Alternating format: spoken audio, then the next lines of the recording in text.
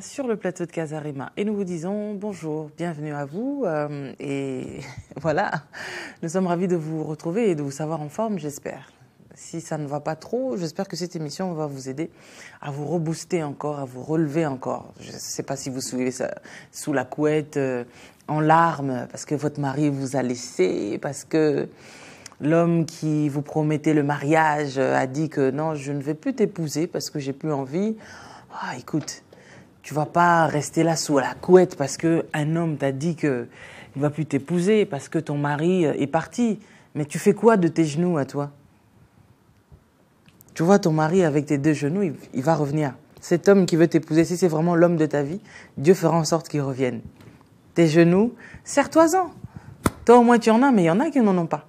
Mais toi, tu en as, eh ben, serre-toi de tes genoux et tu verras ce que Dieu est capable de faire avec tes deux genoux.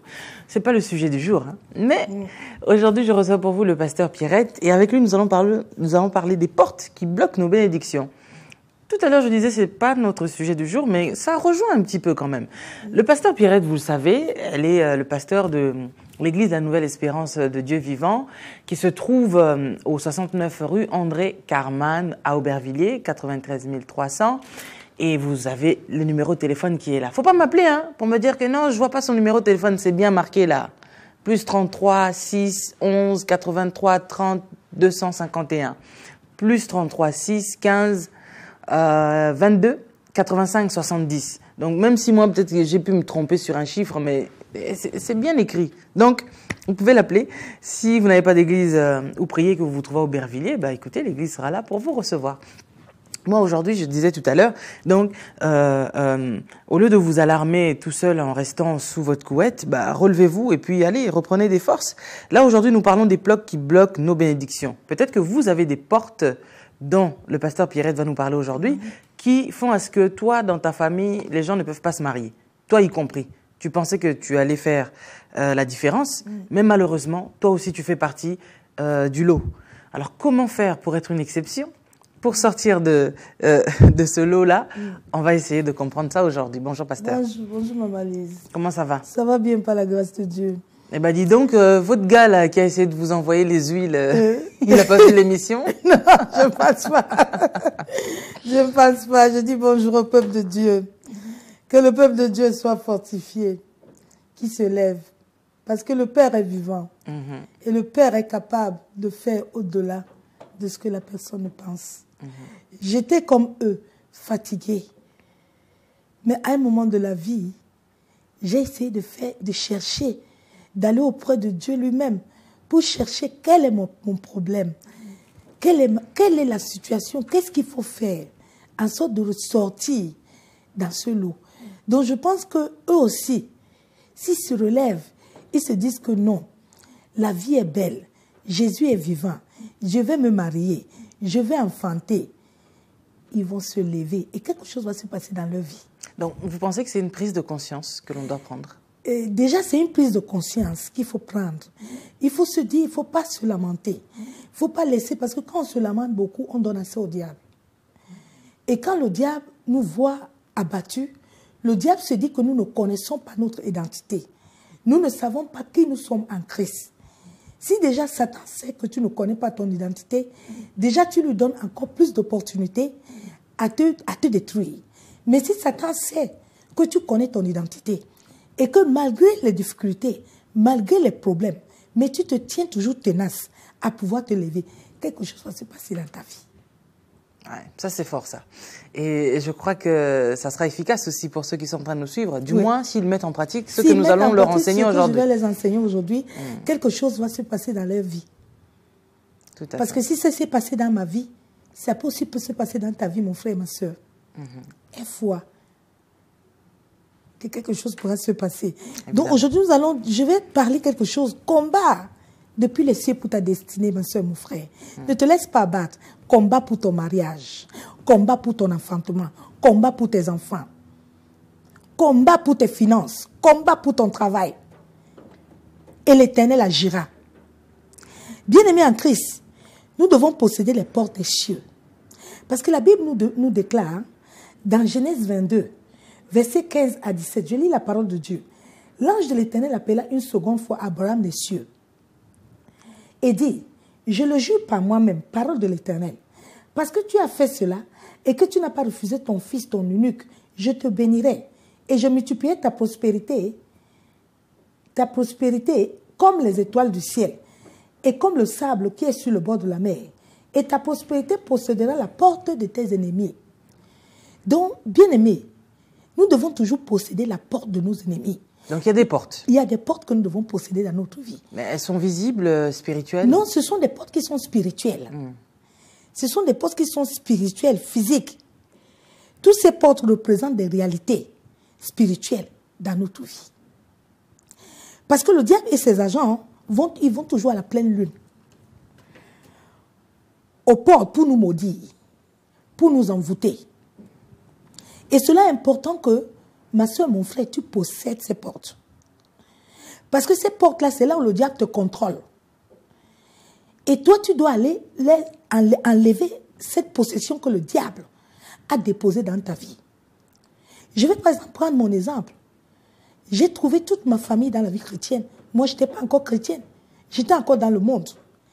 Mais le Seigneur a choisi bon et il a vu la disponibilité à moi pour pouvoir, moi, m'amener.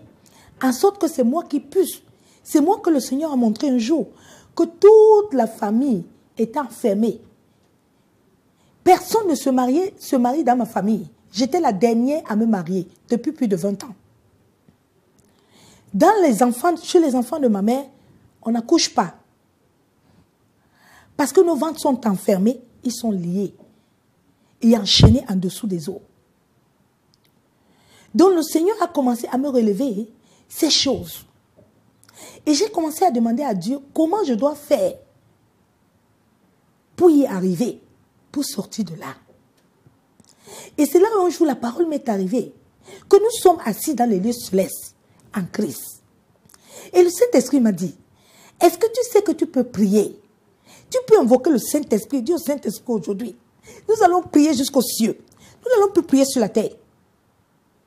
Afin d'aller accaparer mes bénédictions. Et il était midi, bien-aimé. Je ne vais jamais oublier ce jour. En plein midi, je dis, Saint-Esprit, mon ami fidèle, viens, nous allons maintenant posséder ma délivrance. Nous allons aller combattre jusqu'aux cieux. Je vais combattre au premier ciel, là où le diable est assis et ses agents. Je vais combattre au deuxième ciel, là où Satan bloque la barrière, en sorte que mes essoussements n'arrivent pas chez le Père. Bien-aimé, quand j'ai prié ainsi, les sorciers de ma famille ont commencé à m'insulter. Et c'est là où j'ai dit, waouh! Donc ça me montre que les portes des cieux, là, je dois continuer à prier. Je dois continuer à prier. Bien-aimé, si tu vas lire Genèse et Job 38, 12 à 18, tu vas te retrouver que Job, le diable avait rempli Job de tous les maux. Job avait tout perdu.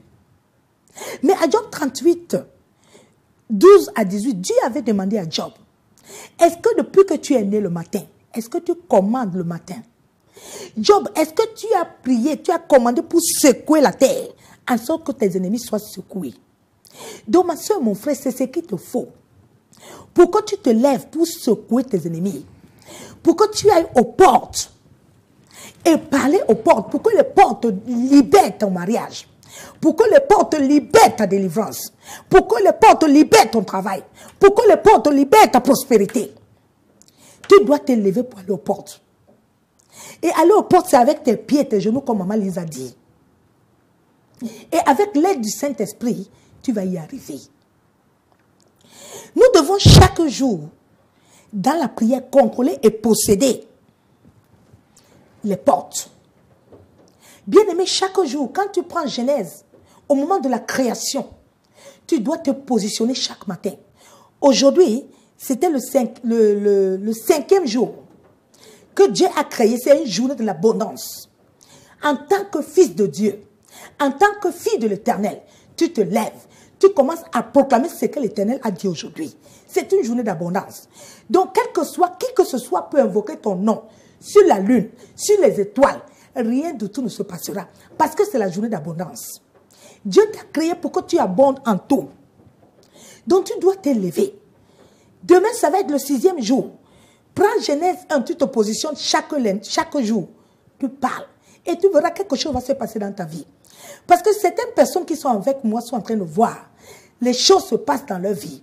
Ils sont en train d'avoir les délivrances. Je ne suis pas en train de les imposer les mains. Mais c'est la parole que je leur donne qui est en train de les délivrer, ma soeur, mon frère. Chaque jour, tu dois posséder. Chaque mois, tu dois posséder ta journée, ma soeur, mon frère. Ça fait des années que le diable et ses agents, les démons, ils sont partis au premier, deuxième ciel bloquer ta vie. Ils sont partis en dessous des eaux, la porte des eaux pour te bloquer. Alors, tu dois te lever. Aujourd'hui, à la fin du mois, tu dois proclamer la parole. Tu dois te lever, moi, chaque fin du mois. Je possède le mois un jour à l'avant. J'appelle tous mes fidèles, nous possédons le mois un jour à l'avant. Nous commençons de minuit à 3 heures. Parce que de minuit à 3 heures, c'est le moment où le diable est en train de travailler. C'est le moment où le Père aussi se lève pour regarder ses fils. Alors tu dois te lever à ce moment-là pour proclamer et déclarer ce que l'Éternel a dit dans ta vie. Tu dois invoquer le Saint-Esprit en sorte que lui, il vienne t'aider pour pouvoir prier et arracher toutes tes bénédictions, tout ce que le diable a volé dans ta vie. Bien-aimé, si moi je l'ai eu, toi aussi tu peux l'avoir. Tu peux l'avoir. Nous devons posséder toutes les portes. La Bible nous déclare que nous devons nous élargir. Nous devons nous étendre.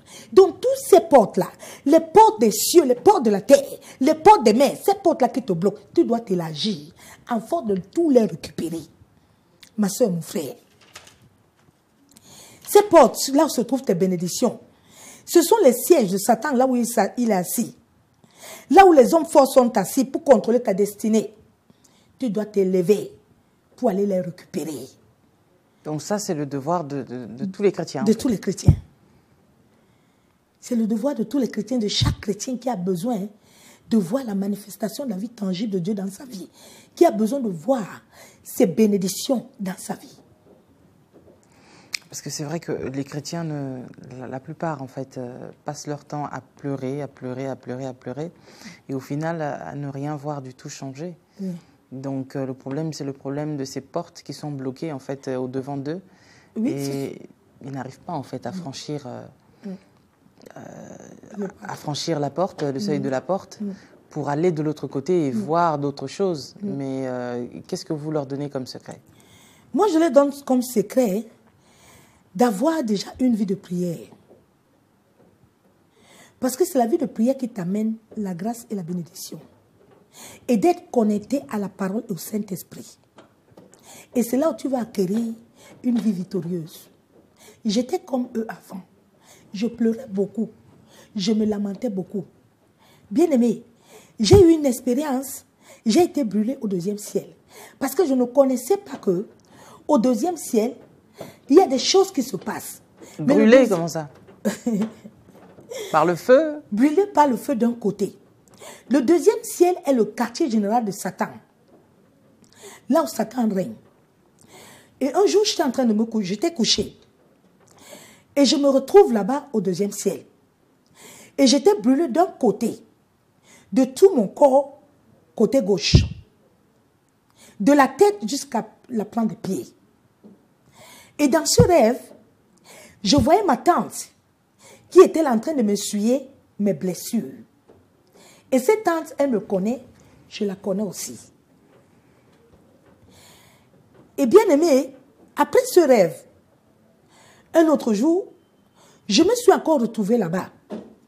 Donc, il m'avait couché par terre. Et il y avait beaucoup de gens qui avaient des lances. Ils étaient en train de proclamer des paroles sur moi. Et à la fin, ils allaient me piquer avec des lances. Et c'est là où directement les anges sont venus m'enlever et m'amener. Et c'est là où le Saint-Esprit a commencé. J'ai commencé à demander à Dieu, qu'est-ce qui se passe au 2e ciel? C'est là où le Seigneur a commencé à m'enseigner que le 2e ciel est là où le diable, le quartier général de Satan, là où nos bénédictions sont bloquées, en sorte que ça ne puisse pas atteindre. Souvent nous prions. Nous nous disons, mais j'ai tellement prié, mais Dieu n'entend pas. C'est parce que tes prières sont bloquées au 2e ciel. Et le diable n'arrive pas à te libérer. Donc tu dois te lever. Il y a les heures de prière de minuit à 3 heures du matin. Mais il y a des gens qui font ça, mais ils ne voient toujours pas les choses changer. Si les gens le font, Maman Lise, réellement, qu'ils ont laissé l'impurité, ils doivent voir Christ dans leur vie. Tu dois voir Christ. Tu ne peux pas vivre que tu veux la sanctification selon Dieu et que tu pries et que tu ne vois pas l'Éternel. Non, il y a un problème. Ça veut dire que dans ta vie, il y a encore des choses que tu fais qui ne glorifient pas Dieu. Et ce sont ces choses qui sont en train de bloquer les ossements de tes bénédictions. Donc tu dois entrer en toi-même. Regarder la parole de Dieu. Qu'est-ce que la parole te dit? En sorte de t'aligner selon la parole. Et enfin d'aller prier sur ces portes. Parce que si tu n'as pas une vie selon la parole et que tu es en train d'aller prier pour détruire tout ce que le diable a déposé dans ces portes, mais le diable va se retourner encore très fort contre toi. Donc tu dois d'abord te regarder d'abord. Parce que c'est un combat que tu es en train d'aller mener. Mais ce combat, tu ne le mènes pas seul. L'Esprit de Dieu est avec toi. C'est lui qui combat pour toi. C'est lui qui va te guider à savoir comment prier. Et si tu le laisses dans ta vie, le problème de beaucoup de chrétiens, c'est qu'ils n'ont pas laissé le Saint-Esprit dans leur vie. C'est ça le problème de beaucoup de chrétiens. Le Saint-Esprit n'agit pas dans leur vie. L'Esprit de Dieu, l'Esprit de vérité, n'agit pas dans leur vie. Parce que le Saint-Esprit ne peut pas agir dans ta vie. Et puis tu ne vois pas Christ. C'est faux. Quand j'étais dans le monde, j'étais chrétienne. Mais j'étais une chrétienne qui n'était pas claire. Je ne voyais pas Dieu. Je me plaignais beaucoup. Dieu me disait, je veux que tu aies une sainteté totale. Je disais, Seigneur, ma bouteille de vin rouge là, j'aime ça un peu. Seigneur, j'aime ça un peu. Seigneur me dit non. J'aime voler le train. Dieu me dit, sainteté totale. Mais maman Lise, quand j'ai commencé à pratiquer la sanctification totale, j'ai vu Jésus. Il s'est manifesté. Donc le problème des chrétiens, c'est ça. Les chrétiens n'ont pas laissé la place à Dieu dans leur vie. Tu ne peux pas vouloir Dieu et tu veux aussi le monde. Il faut faire un choix. Si tous les chrétiens se lèvent aujourd'hui, donnent vraiment leur vie à Christ, implorent l'Éternel, qui peut combattre le Fils de Dieu? Personne. Mais le diable a tellement mis dans les vies de fils de Dieu de toujours se pervertir. Mais si on se pervertit trop, nous ne pouvons pas voir Dieu. Donc les chrétiens, il faut que les chrétiens sachent qu'ils sont sur la terre déjà pour un but. Dieu ne peut pas t'avoir te racheter pour un but et puis Dieu te laisse. Donc, la parole n'est pas vraie. Si, la parole est vraie. Jésus-Christ a 12 noms. Tu ne peux pas être un chrétien et que tous les 12 noms, Jéhovah Jireh, Jéhovah Shammah, Elohim, Adonai, Jéhovah Kadesh, et que tu ne manifestes pas aucun nom, il y a un problème. Ce n'est pas Christ qui a un problème, mais c'est toi-même. Mais quand j'ai commencé à me dire que je dois me conformer à la parole, c'est là où j'ai vu les ossements de mes prières. C'est là où quand je prie au niveau des portes, j'étais mariée en dessous des eaux. J'avais 3 maris de nuit, j'avais les enfants. Quand le Saint-Esprit a commencé à me montrer tout ça, j'ai commencé à prier. J'ai laissé le monde. J'ai tout laissé. J'ai vu ma vie changer. J'ai vu les ossements. Donc c'est ça le problème des chrétiens. Tu ne peux pas aller prier aux portes des cieux alors que tu es dans la fornication, alors que tu es dans l'adultère, alors que tu es dans le mensonge. Ça n'ira pas. Le diable en retour va venir te bombarder plus. Le diable en retour va venir te détruire. Donc c'est ça le problème des chrétiens. Donc vous aviez 3 enfants avec un esprit des eaux. C'était avant. C'était avant, maman Lise. Mais je me suis levée comme une guerrière. Mais quand vous avez constaté en fait que voilà que vous êtes, que j'ai bien dit, vous étiez mariée avec un esprit des eaux, et ça se passait comment? Vous ne vous êtes jamais rendu compte en fait de... Non, avant je me suis pas rendu compte parce que même quand mon feu mari vivait, deux fois mon feu mari se réveillait, deux fois il avait des griffures. Et il me disait, mais qui me griffe? Tu n'as pas les ongles, mais qu'est-ce qui se passe? Et deux fois moi-même, je me réveillais avec ça. Mais je n'arrivais pas parce que la nuit, Des fois, quand je dors, il vient me faire l'amour.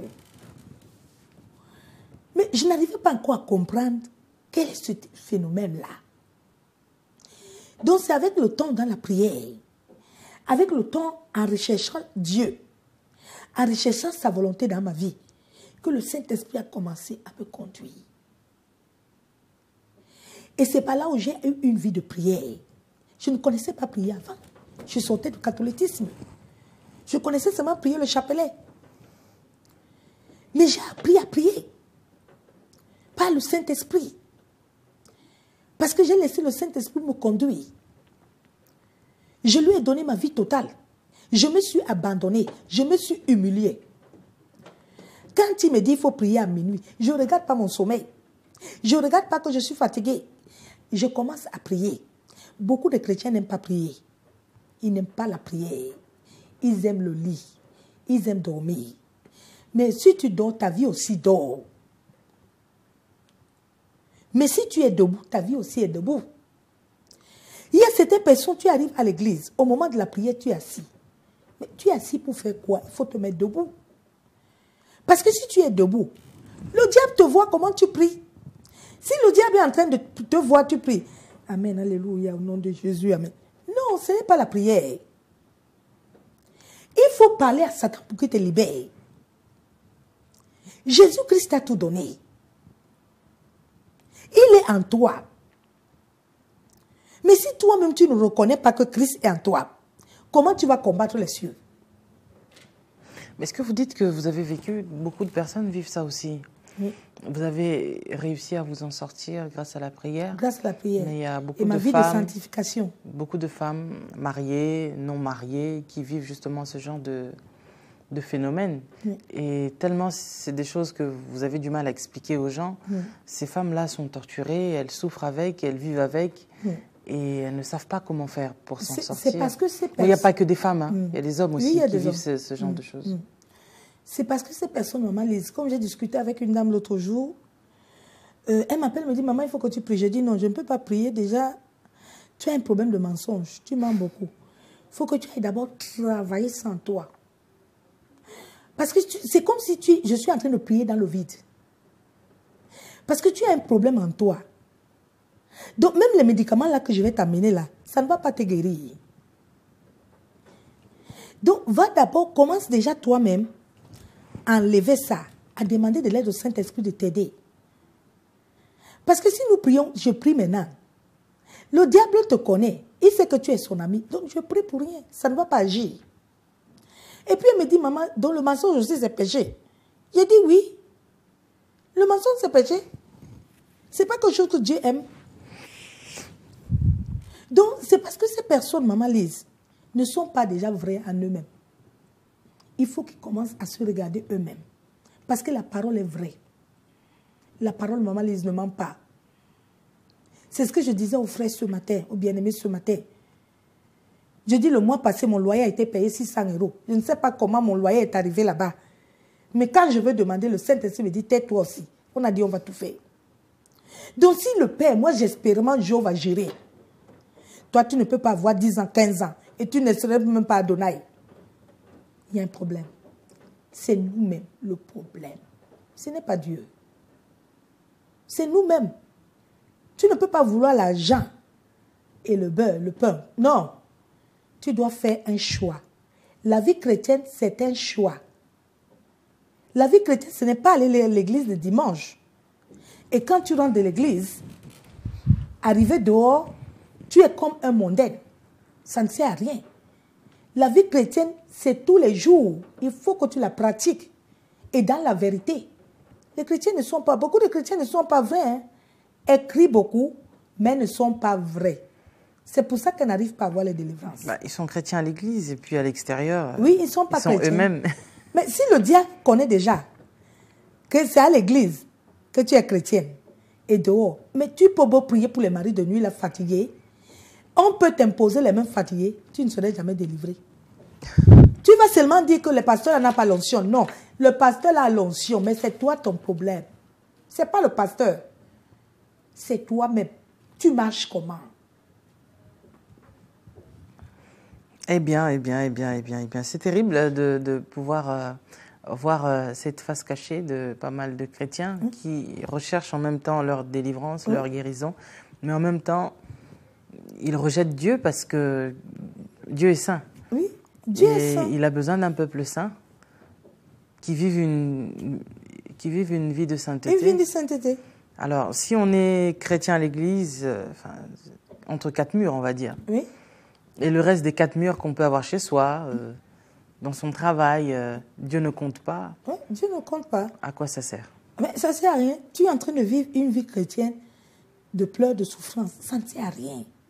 Donc, ça veut dire que la plupart des chrétiens oui. qui ont des soucis aujourd'hui, qui appellent les pasteurs matin, midi et soir pour des X ou Y problèmes, ce sont des personnes qui ne sont peut-être pas forcément à 100% en Christ. Non, ils sont pas. Certains diront, non, moi je suis à 100% en Christ, mais j'ai quand même des soucis. Non, c'est faux. Ils ne sont pas à 100% en Christ. Donc si on est à 100% dans le Seigneur, fini les difficultés, fini les problèmes. Fini les difficultés. La Bible nous déclare que les difficultés ne seront pas finies, mais nous sommes victorieux. La Bible déclare que le juste est souvent atteint, mais l'Éternel en délivre.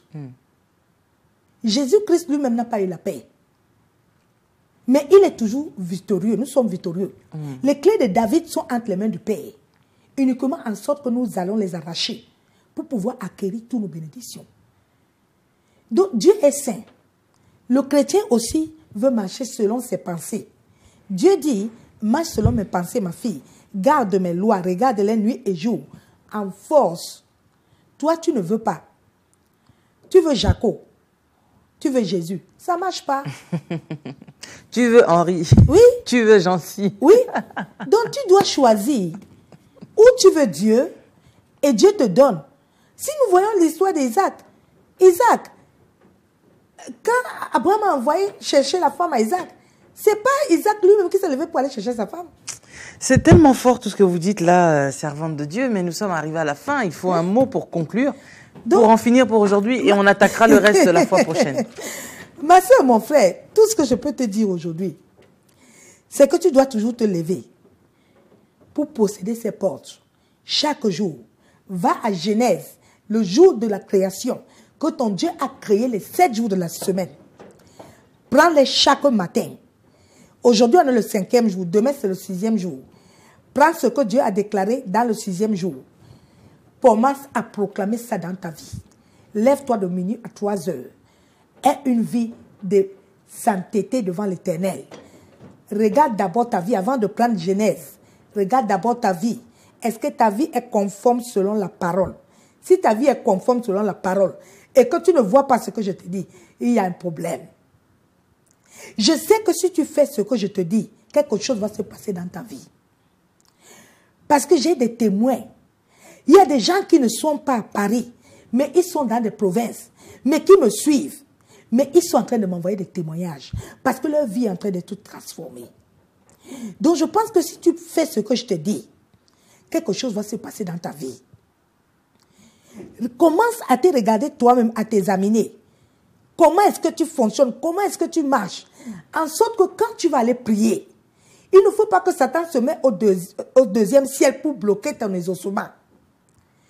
Mais pour que tu sois propre devant le Père, en sorte d'avoir tes bénédictions. Parce que le mariage, tu l'as.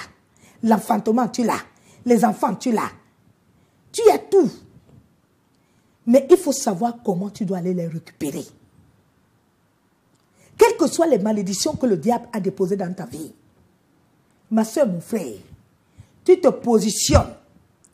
Toutes ces malédictions vont se détruire dans ta vie. Et le Seigneur va te conduire chez l'un de ses serviteurs. Que quand tu verras ce serviteur, il suffit seulement d'entendre le son de la voix de ce serviteur. Quelque chose va se passer dans ta vie. Et tu auras ta délivrance. Sans même qu'il t'impose les mains. Eh bien, voilà. Je crois qu'il y aura encore pas mal de choses à dire. Et puis pour le reste, si vous voulez écouter ça, il faut écouter ça au 64 rue... 64 rue André Caman. Voilà, à Aubervilliers. Bien-aimé. Je vous invite à venir chaque jour, passer du temps avec nous dans la présence du Père, dans la parole. Donc nous sommes basés à 69 rue André Caman, à 93 300 Aubervilliers. Vous pouvez me joindre au 06 11 83 02 51, au 06 15 22 85 70. Aujourd'hui, nous avons veille de prière. Mais le Père ne m'amène pas à conduire les gens pour leur dire que c'est veille de prière de délivrance. Parce que dans cette veille de prière, quelque chose peut se passer dans ta vie. Jésus-Christ est là pour nous visiter. Donc tu peux avoir ta délivrance. Pour le moment, le Père ne me permet pas de dire grande journée de délivrance. Donc je fais selon l'Esprit. Je suis le Saint-Esprit. Parce que c'est lui qui délivre, ce n'est pas moi.